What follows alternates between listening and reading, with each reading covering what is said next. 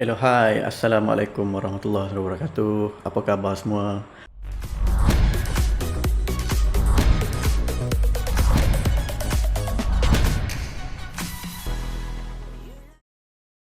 Okay, so video ni amat sesuai bagi siapa-siapa yang belum lagi kenal dengan Adobe Lightroom. So, ni adalah video yang sesuai. Okay, sekarang ni aku hanya cover untuk video ni, bukan editing, tapi just pengenalan. Dekat desktop ni, okay, aku ada foto yang akan aku jadikan sampel untuk kita proses. Okay, dan ini adalah ikon Adobe Lightroom. Okay, first kita klik dulu Lightroom, dan biasanya bila first time buka Lightroom dia akan keluar benda ni. Okay, ni adalah katalog. Okay, katalog ni apa? Okay, katalog ni senang faham macam ni lah. Dia ni macam satu folder. Folder ni akan menjadi file yang kita save di dalam tu. Katalog ni macam satu laci lah kot. Macam satu laci. Dekat sini kita simpan file, banyak file, dan file itu adalah gambar. Jadi seelok-eloknya kita jangan buat seelok-eloknya kita kita jangan campur laci kita tu dengan dokumen-dokumen yang berlainan. Biar kita separate mengikut gambar. Contoh, kita ada gambar pengantin. Okay, gambar pengantin katalog 1, gambar pengantin 2, katalog 2. Gambar makanan mungkin kita boleh buat katalog makanan. Gambar kereta, katalog kereta. So bila kita nak buka Lightroom, so kita punya file tu, file management kita lagi tersusun. Kalau kita hanya buat, kita create satu katalog saja, menyebabkan Lightroom cepat hang. Okay, nanti aku terangkan lagi benda tu. Okay, first aku recommend choose a different catalog. Okay, so ni katalog yang aku dah buat. Create new catalog. Sorry, salah. Okay, create new catalog, foto yang nak jadikan sampel. So aku akan create new folder kat dalam ni.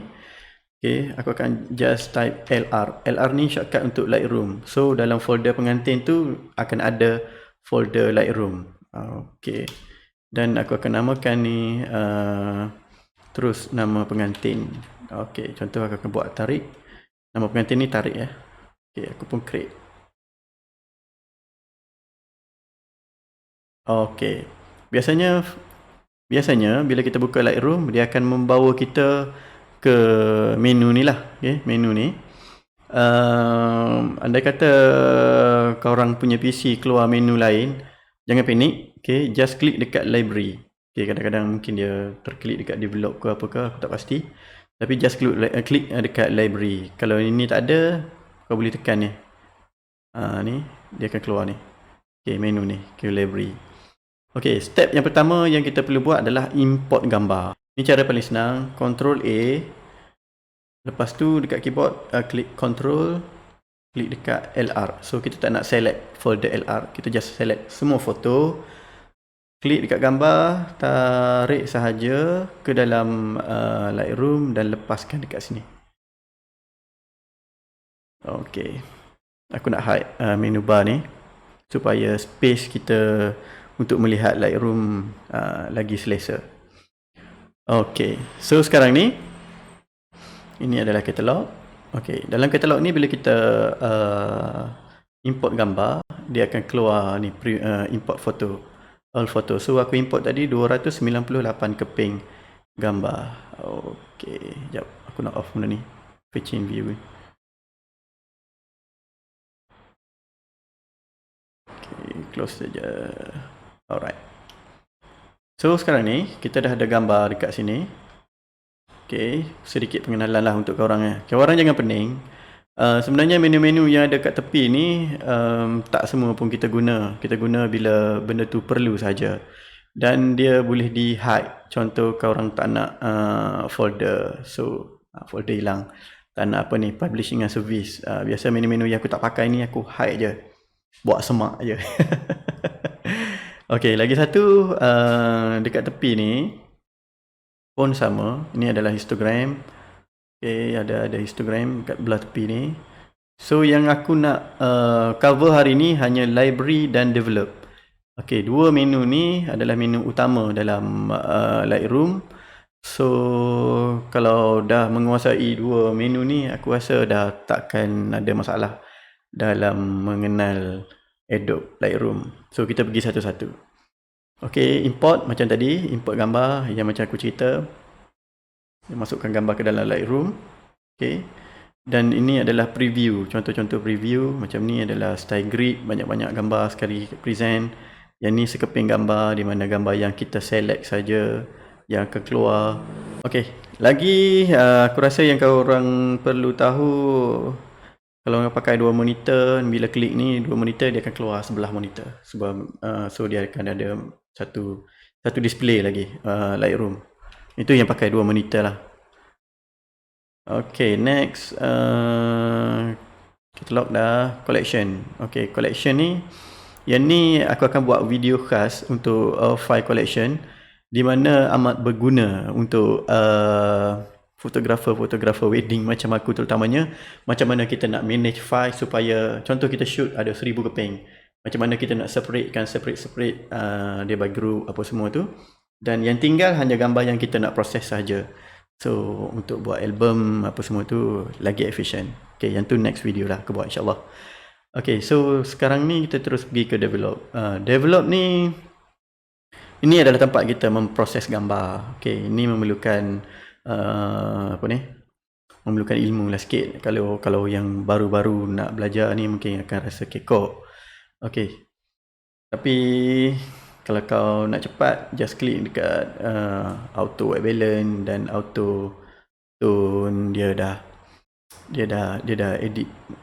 Dia dah edit ikut kita punya dia ikut Lightroom punya sistem lah. Itu. Tapi aku jarang sangat pakai ni. Okay, so aku reset. Ini adalah button reset. Contoh kalau kita dah buat editing apa semua, ada yang tersalah, ada yang terlebih tu kurang, ataupun kita rasa kita tersesat dengan editing kita sendiri, so kita boleh reset. Okay, kita boleh reset. Dan bila kita klik dekat develop ni, pun sama macam tadi. So sini pun kita boleh manage. Aku suka pakai solo mode sebabnya bila aku klik dekat HSL contohnya, okay, kalau tak ada solo mode, kita check off, dia akan jadi banyak terbuka macam ni. Dan aku tak suka sangat, dia jadi nampak macam lagu sikit. So aku suka pakai solo mode. Bila klik, okay, menu yang tab menu yang kita buka sahaja akan terbuka, yang lain akan tertutup. So lagi efisien lah bagi aku untuk kita buat editing. So dekat Lightroom ni, dia ada basic ni untuk basic editing, tone curve untuk ubah color, HSL. Aku sekali imbas je aku cerita. HSL ni untuk main color, split toning pun untuk tone, coloring juga. Okay, detail untuk bagi sharp, nak buang noise reduction. Okay, lens correction, transform, apa semua tu. Okay, nanti kita cover satu video yang khas. Okay, kita berbalik ke belah kiri. Okay, ni adalah navigator. Navigator ni dia akan show gambar mana yang kita klik saja. Contoh bila kita zoom apa semua, so kita still lagi boleh tengok berapa persen kita zoom kan. Kita boleh set dia sebagai field apa semua. Okay, basic je, tak ada apa-apa masalah yang tu. Aku nak off ni jap.